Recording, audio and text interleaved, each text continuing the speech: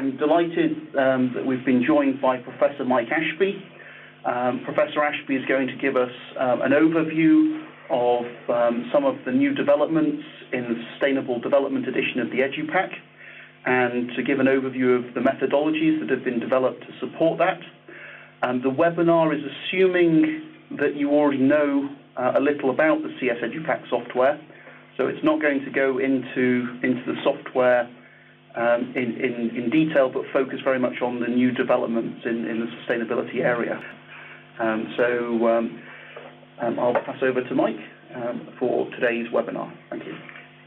Good morning, or good afternoon, depending on where you are, from a beautiful spring day in Cambridge. Very nice here. I'm going to tell you about a method that we've developed for teaching students of engineering and materials and design about sustainable development. And I'm going to mention and give a brief demonstration of a piece of software that runs in the CES system that is designed to support the method. I'll introduce the difficulties in the following way. This probably is the most energy efficient mode of transport per passenger mile on the planet. But there are issues of safety. It may not be legal, and it would not be socially acceptable in some countries. So we don't travel like that in Europe very much. Instead, we travel like this. Well, it's legal, it's socially acceptable, it's fairly safe, but it's very resource intensive, both of materials and of energy and of space, as you can see here. And it produces emissions, which are a concern in many cities, and it is expensive. Well, in that very brief discussion of sustainability, one might say, is this a sustainable mode of transport? Even car makers begin to wonder about that. So in that very brief discussion, here are some of the words I've used. Energy, materials, environment, emissions, safety, legality, social acceptance, space, and economics. So any discussion of sustainability is complex. It has many dimensions, and much of the information is imprecise. Well, what's the difficulty in teaching it? It is that kind of combination, multi-dimensions and imprecise data, makes students uncomfortable. They aren't trained in general to deal with that. And making judgments, basing judgments on imprecise information is another thing that they lack confidence in doing. So the method has to take that into account. Well, let's then have a mission statement to provide a framework within which a student can form critical, independent assessments of projects which call themselves sustainable developments. Well, the starting point for any discussion of sustainability has to be the Brundtland report, and I'll just read it, but most of you know it. Sustainable development is development that meets the needs of the present without compromising the ability of future generations to meet their own needs. Well, you can't quarrel with that, but it's an ideal, but the definition given there says nothing about how to achieve it, or, if you're a materials scientist or engineer, where materials fit in. Now, I'm going to draw one distinction before I move on between sustainability and sustainable development. Sustainability is an absolute term. Something's either sustainable or it's not. Sustainable development is an incremental term. Sustainable development is one that moves us incrementally, perhaps, towards a more sustainable situation, and it's sustainable developments that we're talking about here, not absolute sustainability.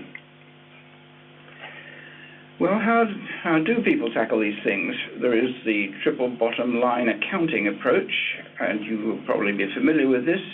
The idea is to think in terms of three accounting lines. One is the traditional one of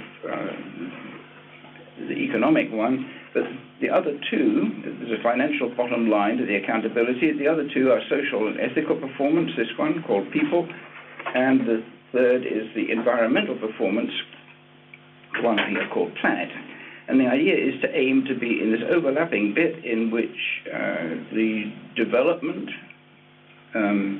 or the way that the industry is evolving contributes both to the welfare of the planet and to the welfare of the nation and to the welfare of people. So a company, for instance, which can claim that it has an operating profit this year and that it has increased staff training and that it has reduced waste, let's say, can claim to have made contributions to all three and therefore to have a positive balance in all three bottom lines. Well, corporate sustainability reports contain this kind of thinking, and there are even indices to measure how convincingly they do it. The Dow Jones Sustainability Index is one of these. Well, that's fine, but it doesn't say much about where the engineer fits in. If you wanted to design something that contributed to sustainable development, this particular picture doesn't give much help. We can make more progress by unpacking this, and I'll separate the three circles to do so, and looking at them in slightly more detail. So I'm going to rename them. Natural capital, that's what I call planet, and natural capital is the welfare of the atmosphere, land, fresh water, oceans, biosphere, and so on, materials and energy resources. The prosperity becomes manufactured and financial capital, and that includes the built environment, for instance, industrial capacity, financial health, the GDP, gross domestic product, is sometimes used as a measure of the health of the manufactured and financial capital of a system. And finally, there's human and social capital, which is education and health and skills and knowledge and happiness, that sort of thing. And the people who think in these terms also think in terms of a comprehensive capital, which is, as it were, the sum of all three. And the reasoning behind this is that it allows them to argue that it may be legitimate to draw down some natural capital, provided the drawdown enables an increase, a significant increase in manufactured and financial capital and human and social capital. Well, not everyone subscribes to that point of view, that sustainable development is the growth in comprehensive capital. It's an interesting way of viewing it. Others would argue that all three should be positive. But we're still a long way from linking this to projects claiming to be responsible developments, sustainable developments. Well, let's jump from this top end, this high-level picture of what we're talking about, contributions to the three capitals here. We'll jump from that to some specific projects that claim to be contributions to sustainable development. I'm going to call these projects articulations. They're claims, as it were, articulations that claim to be sustainable developments, and what we seek to do now is to analyze the truth in that, whether they really are. Well, here's an example. Replacing oil-based polymers by biopolymers, and the motive behind that is to reduce dependence on oil or on hydrocarbons. I'm going to call the motivation the prime objective, the thing that the articulation aims to do. And often there is an associated unintended consequence, and in the case of biopolymers, it's that there becomes a competition with the growth of food on fertile land if a large area of it is used to produce the feedstock for biopolymers. Here's another one, carbon taxes, and there the prime objective is to stimulate a low-carbon economy. But it does have the consequence of driving up energy prices, because the carbon tax is a tax on the energy itself, ultimately. Designed for recycling, that sounds like a good one. The idea is to stimulate a more circular materials economy, keep the materials in the economy, but it does inhibit the use of certain materials, particularly advanced composites, because they can't easily be recycled.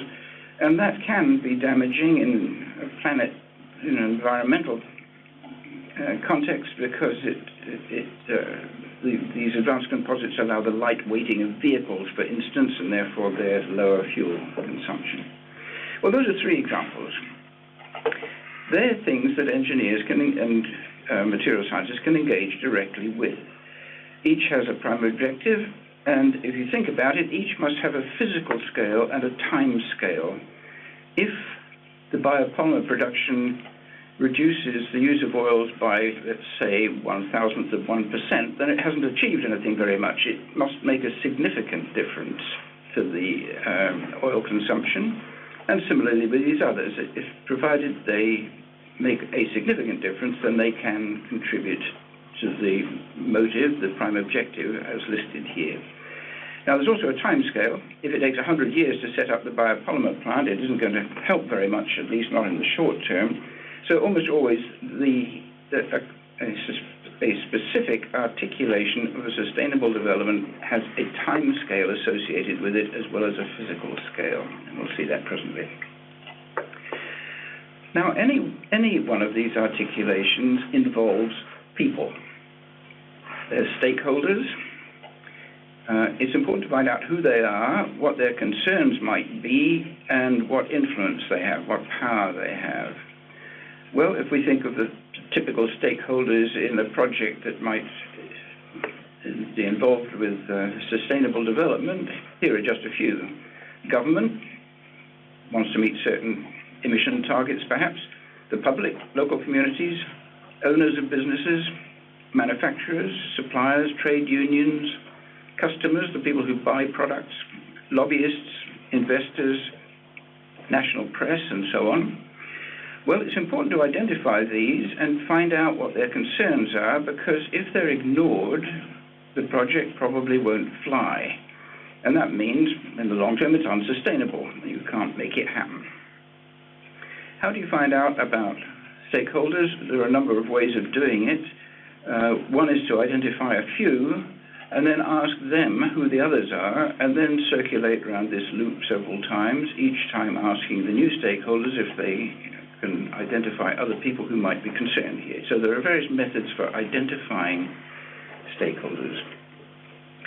It's helpful then also to think in terms of a diagram, a stakeholder diagram. Supposing we identified these four here as key participants in a particular project. Then if we think of a little 2x2 matrix with the degree of interest along the bottom axis, are they interested or are they not, and the degree of influence or power they have over the project on the vertical axis, then in an approximate sort of way it's possible to position these various stakeholders on it. It's also possible to ask which ones have influence and on whom. So I've sketched schematically here some lines of influence from the makers of a product to the users of the product, perhaps from the green lobby to both the makers and the users who want this green product to be widely used, and so on. The value of a diagram like this is that the stakeholders that require the greatest degree of attention are the ones at the top right. That would be these ones and these ones, because they have considerable interest and they have considerable influence as well.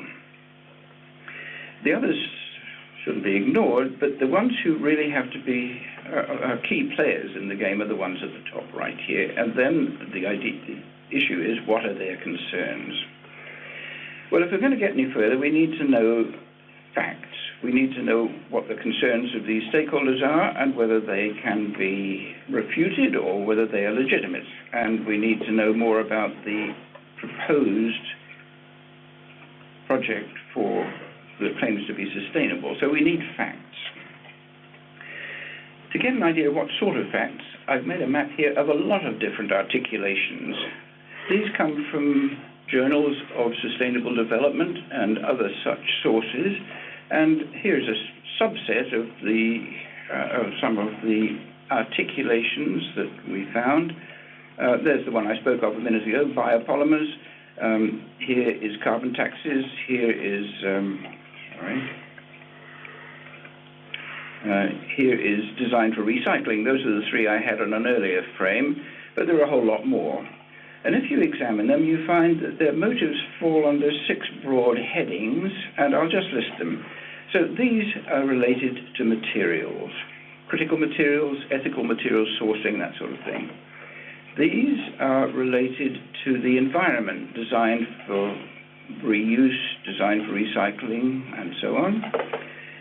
These are related to energy, domestic solar PV, wind farms, and so on, are all articulations of sustainable development.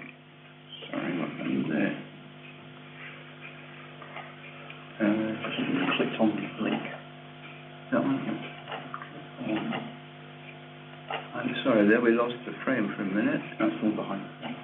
That one? If you just click on the white thing below. There we are. That's where we were. So the next one was energy. These relate to legislation, either laws or regulations or incentives of one sort or another.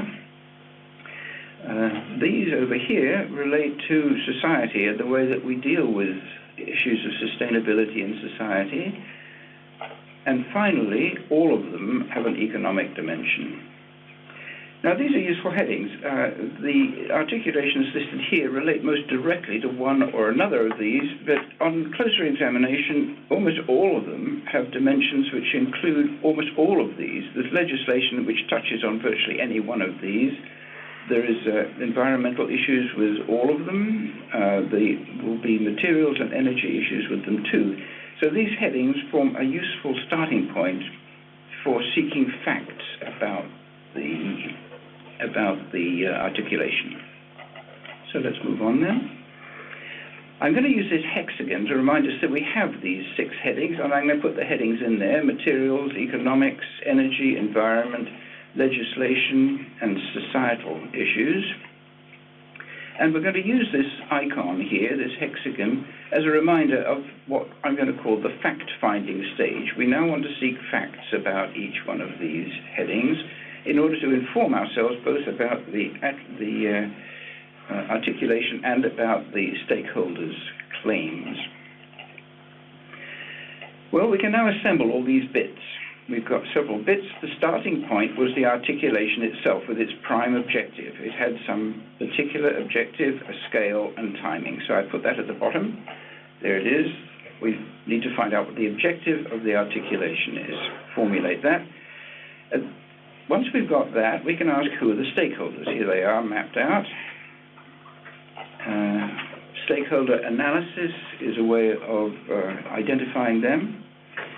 Once we've got the stakeholders, we have a number of issues. More information about the articulation, issues of information about the stakeholders' concerns, and so that's the point at which we need to look for facts. And the point about fact-finding is that it can be done objectively using the internet or other sources, and our database is one. I'll show it to you in a minute. It can be used for finding facts about these 2 things below. When we've got the facts, the most difficult step is the next one, which is debating how the facts influence the 3 capitals.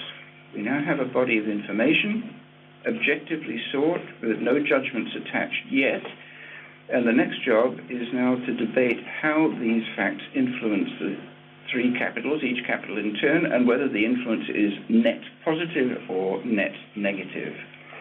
So assessing the impact here is subjective. It depends on your cultural background, possibly on your politics, on various other issues. But in educating students about this, it's useful to point out that the aim in the end is to seek a solution, to seek some kind of compromise in which all the people involved can agree more or less on what these influences are. And once we've got that far, one can ask, well, now, given the fact that we've now got the influences on the individual capitals, can we say something about whether or not the articulation, which started at the bottom, is truly sustainable or not? Now, the attraction of a layered way of progressing like this is that it retains the complexity of the problem, it retains the multidimensionality of the problem, but it nonetheless gives a logical path through it, something that starts at the beginning and heads towards an end up here. The stacking is logical. Each step informs the step above it. That's to say, once you know this step, you can begin tackling this one. Once you've looked at this one, you can begin tackling that one, and so on. So there is a flow of information expanding towards the middle and then condensing again as we go up. So the last step of all, then, is one of reflection. To sit back and look at what we've achieved here, ask whether the articulation is sustainable, and if not, is there some other way of achieving the objective which was set out at the bottom here, which might be more so? Well, the CES Sustainability Database is designed to help with the middle step there, with this fact-finding. And I'm just going to tell you a little bit about that. It consists of there's actually more, but 4 principal linked data tables. One of materials, one of energy and power, that is energy storage systems like batteries, energy generating systems like wind farms, a table of regulations and legislation and regulations that bear on the use of materials and energy, and finally, since materials are derived from the countries of the world, a data table of the nations of the world and their attributes. And you'll see all of these in just a minute. These data tables are linked, meaning that if you identify a material that you wish to use, you can identify the countries from which it comes and find out about those countries. You can ask if there's any legislation that bears on the use of that material. And if energy is involved or energy storage is involved, you can find out about the sources of the energy and the CO2 footprint and so forth of that energy source. So that's the picture. I'll give you an example I'll just go back one. Starting with the materials data table, this one at the top here, what's in it?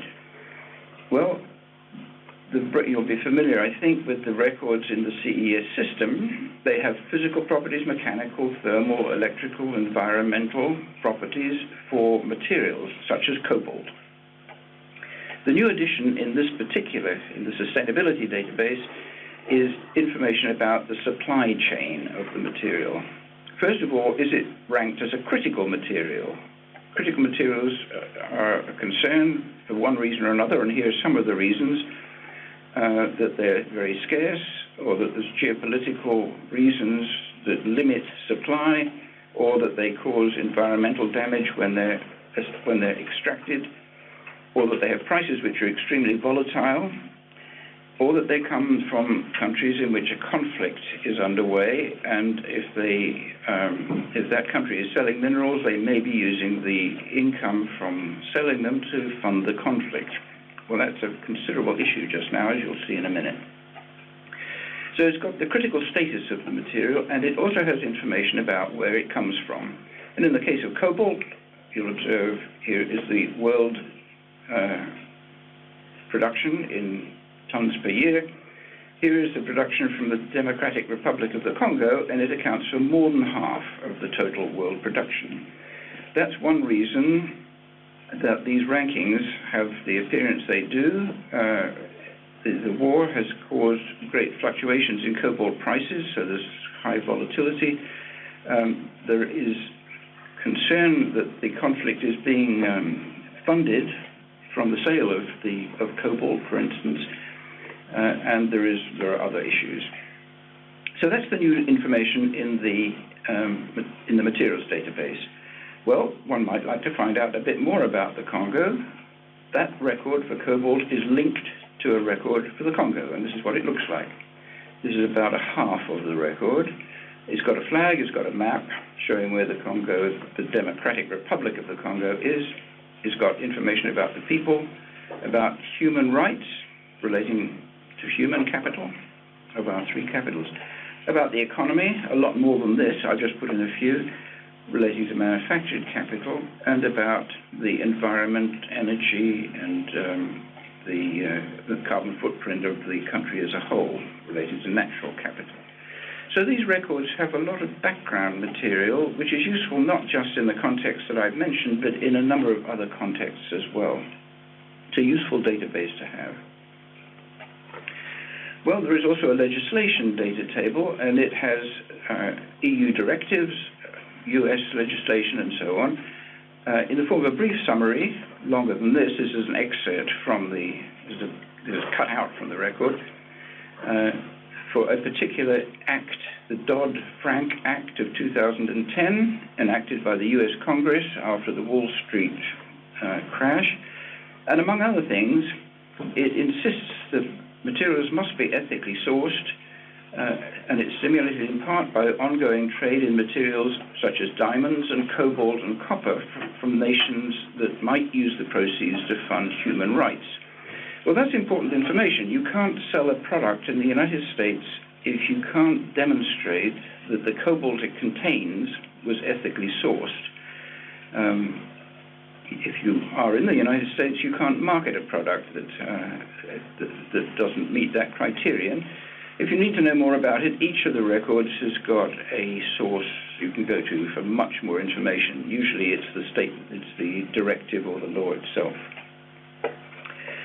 Well, that's what the database contains very briefly, and I now just demonstrate quickly what it looks like. And to do that, I'll have to open it. I'll put that away.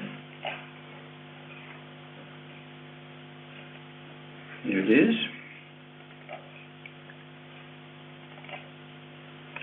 So this is the 2014 edition of the CES system. It has many different data sets in it, and the one we're going to look at is the one called sustainability. That's this one over here. So I click on that, the system opens. This is the primary interface, and here you'll see there's a data table for materials, there's one for nations, there's one with legislation, there's one for power systems, low carbon power systems, there's one for energy storage. There are some others, but these are the principal ones that I've mentioned already. If we look at the materials data table and look at a record, you can find the records as before, and I'm going to look, in this case, at the record for lithium, because we're going to run a little case study in a minute which uses lithium. If you were concerned about a project that required lithium, you might want to find out a bit more about it. So here's the record for lithium, and it has the usual sort of content of a CES record: price, physical properties, mechanical properties, thermal properties, electrical, optical, bio, durability, things about the environment, what's the embodied energy of the material itself, about processing, and so on. And at the end here, it's got the new information, the critical material status, these are the headings I read out earlier, and the countries of origin. And we'll see here that the distribution of sources of lithium is much more even than it was for cobalt. No one country totally dominates. The country which produces the most is Chile. Well, looking at these critical material status, none of them are very alarming. The only one that is the abundance risk, and you'll see why that is in just a moment. But nonetheless, one might want to learn a little bit more about the countries from which that material comes, particularly if you're going to use a lot of it and want to set up an office there or set up some sort of ongoing collaboration there. So if we click on the links at the bottom to nations of the world, here's the list. That's that same set of countries you just saw, and here is Chile. So we've jumped now to a record in the nations data table, and it's got the map, it's got the flag, it's got the information that I scrolled through earlier on, and it includes things like what's the fresh water resources of the country, the ecological footprint, and so on. What's the economy look like, and what would it be like doing business there? What's the corporate tax level, for instance? What does energy cost? What's the GDP? So useful background information about that country. Well, there might also be other issues. Where did that come from? I'm going to switch from the materials data table now to the nations data table. Here we go. And to do that, I go to here. So we're now in the nations data table, and if I open this up, here are the nations of the world. Here's Africa. These are all separate nations. There's 210 of them, and so forth. America, North and South, Europe, all the rest. That record I showed you a minute ago was the Congo. But there it is. We were just looking at Chile. That's in South America, so let's find Chile. This is the one. Wait a minute. For some reason I'm not. Oh, there we are. I'm looking in the wrong box. There we are, Chile. So here is now the record for Chile that you saw a minute ago, and it's just one of 210 such records for all the nations of the world. Useful background. I'm now going to switch to the legislation data table. I'm sorry. Here we are, legislation. And now you'll see the headings here are EU directives, US environmental legislation, and so on. Here are some EU directives. The lithium application I mentioned a minute ago has to do with batteries, and here is an EU directive directly related to batteries. It's the battery directive, and that's what a record looks like. A brief summary of what the directive says, the sectors to which it applies, and a link to the directive itself or to other background information about the directive. So it's a useful way of making sure that the legal and regulatory side of the project is attended to. Now I'm going to do one final thing while we're using the software, and that is to show you one of the energy storage tables, and it is the one for storing energy. Batteries, as you know, store energy. The application I'm going to show you in a minute requires lightweight batteries. That means a high energy density. You want as much energy in the battery as you can get per unit weight. Well, what I'm going to do is plot for energy storage systems the specific energy, that is the energy per kilogram. And here it is. This is what it looks like. I'll just make this slightly fatter a second. That's better. So here are the various energy storage systems. Here's the specific energy in megajoules per kilogram. The one that holds the highest energy density is hydrogen, but that is a difficult one to use. Here are lithium-ion batteries. Here are sodium-sulfur batteries. They're difficult because they require a high temperature. And here are other batteries. Nickel metal hydride, that's what a Prius car uses, and so on, nickel cadmium and vanadium and other such energy storage systems. Well, the usefulness of this is you can now identify the one that has the highest energy density, and if we leave aside hydrogen because of the storage problem, the one that does is lithium ion, and it is, sodium is not practical for most purposes. It has an energy density almost twice as much as that of nickel metal hydride, and it in turn has energy densities twice as much as some of these others. Well, that's a very brief look at the way the data tables link up and the ease with which you can get information out of them. I'm now going to go back to the presentation and continue. What I've just shown you, that was the picture we had a minute ago, is records from each one of these four data tables, and one of the things you can do is track where materials come from. You can find legislation about them. If you want to either store or use energy, which appears in almost all issues of sustainability, then there's information about those over here. Now here's a little case study. These are electric cars.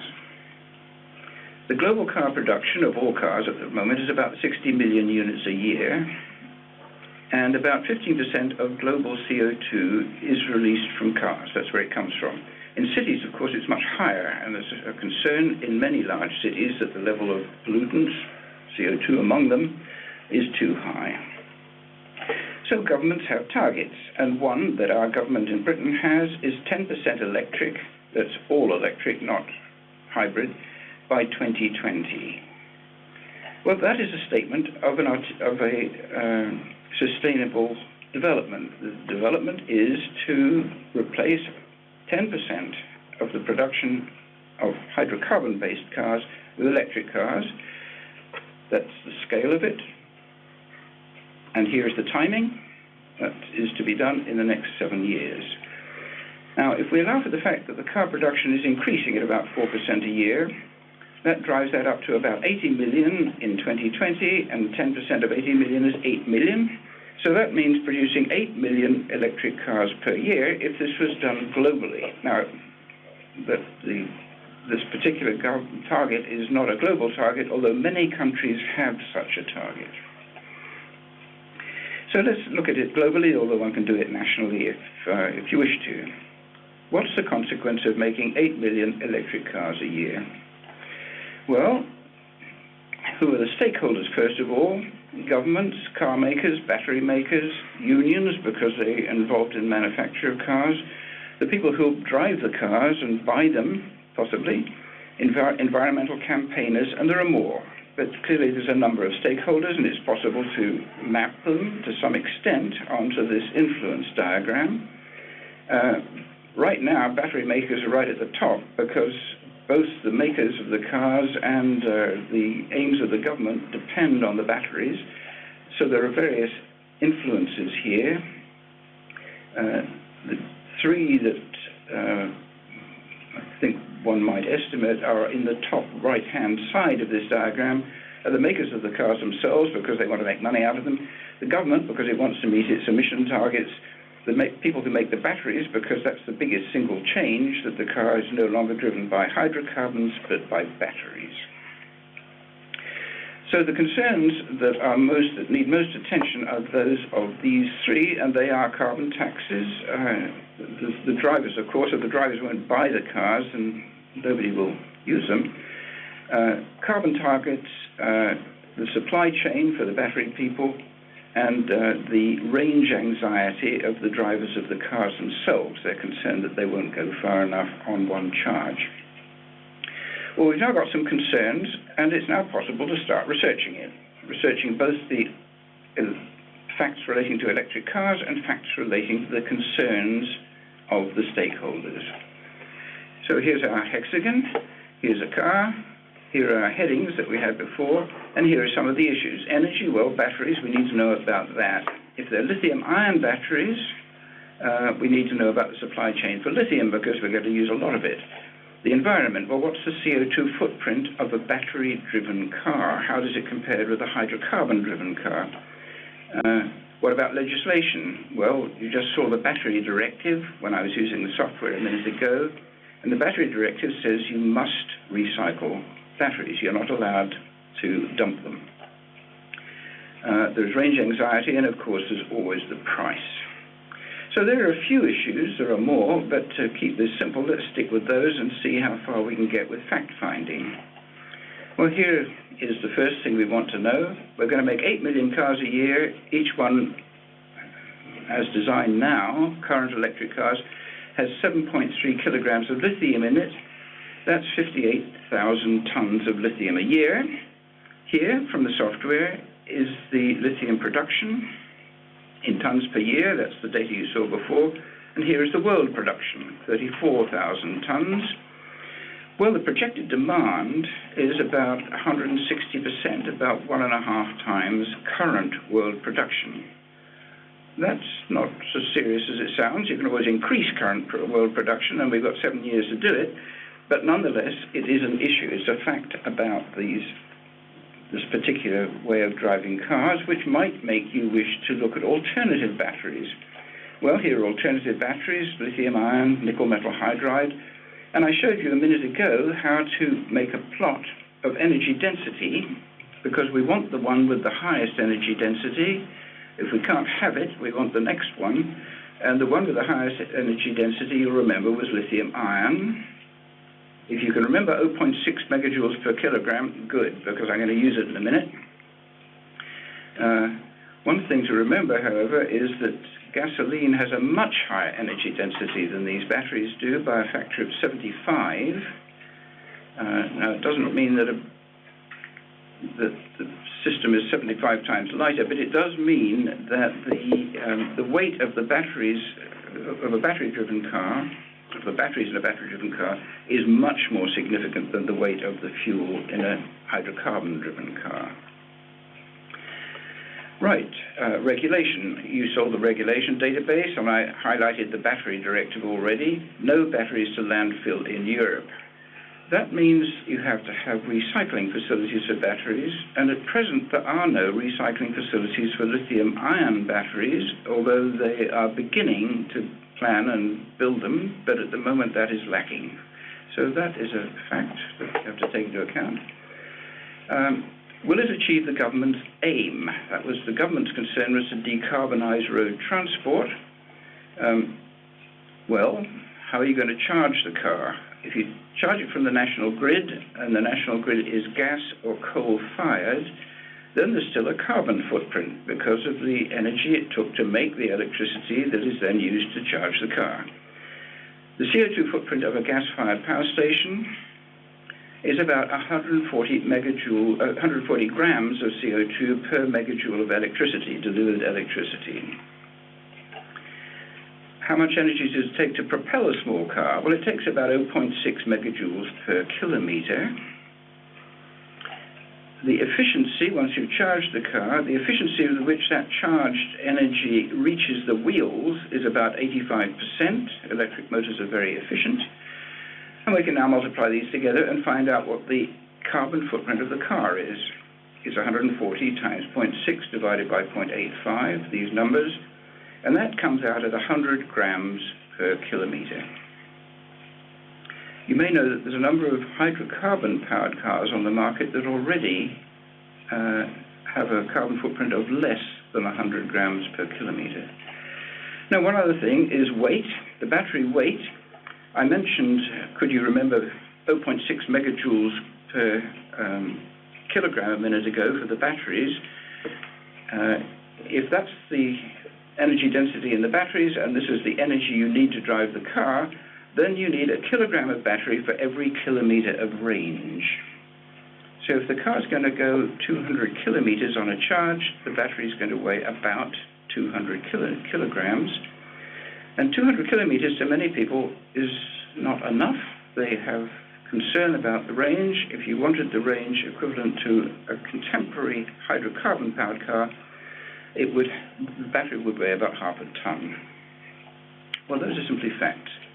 Now comes the difficult bit of relating the facts about materials, energy, environment, legislation, and so on to the three capitals. And the way that we're doing that in class at the moment is through a matrix that looks like this. And you can't read this, but what it contains is the facts that I've just been describing.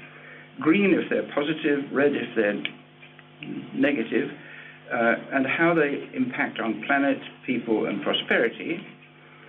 Some of the facts impinge on more than one, so that's what this matrix is all about. Well, that works in a classroom, but it doesn't work in a talk like this one, so I've got a much simpler picture. Natural capital. Well, the objective at present in a country like Britain with gas-fired power stations, the objective is really not achieved. The carbon footprint is still large.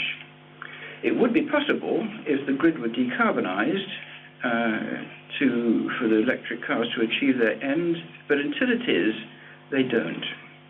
Manufactured and financial capital, well, we've got the supply chain for lithium that's got to be fed into the system, and that is a slight concern. It would be necessary for that supply chain to expand more production of lithium, which is perfectly possible, if the planned production is going to be met. There's human and social capital. Well, there's range anxiety was one that we mentioned, and that will require additional battery development if it's going to be met, because the battery weight is what is limiting the range. Well, once you've got formed judgments about the capitals, you can then debate whether the system is sustainable.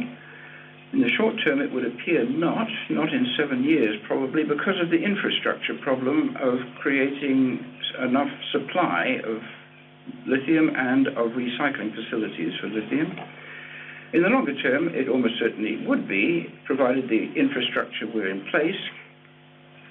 But it is worth thinking about alternative strategies, and we encourage students to do that. I won't do it here. Well, experience with the method, it's been trialed in courses in Urbana, in the States, in Barcelona, in Spain, and briefly in Cambridge. And the way it has been done is by allowing the students to choose in groups an articulation of sustainable development, asking them to analyze, breaking the student down, individual students taking on one stakeholder, analyze the stakeholders, bring those together, debate the stakeholders and review them, discuss as a class, then examine the fact-finding, and that can be done on an individual student basis. They're then brought together to debate the way in which they impact on the 3 capitals that I mentioned, and finally there's an open discussion in the class about whether the articulation is seen to be sustainable, and it's backed up by that database I mentioned. Sorry. Now, I've gone awfully quickly here. If you want to find out more about this, there is a white paper. The one on the left here is the one that relates most directly to the method I just described, and it is available from the Granta Design website. There's a second one which will go up later this week, which is about more corporate-related issues. There's a number of acknowledgements that I have to make here. The work has been done in conjunction with Dr. Didac Ferrer from the University of Catalunya, the Technical University of Catalunya, and these other people have all contributed in one way or another to the development of the ideas and to the database itself. Most notably, of course, our associates at Granta Design, who've been a tremendous support in building the database itself. If you want to know more about the CES system, I'm just going to mention 2 further webinars that are due in the immediate future. One on Thursday of this week at 4 p.m. UK time. Anna here will tell you about the new bioengineering databases. And I have another webinar on the 12th of March at 8 a.m. in the morning, because of time zone issues, that suits certain people. 8 a.m. in the morning, just introducing what's new about the CES system for 2014. The other thing I'd like to mention are short courses on using the database. They're very effective ways of learning how to use it. There's one on the 18th and 19th of March at the University of Illinois in Urbana.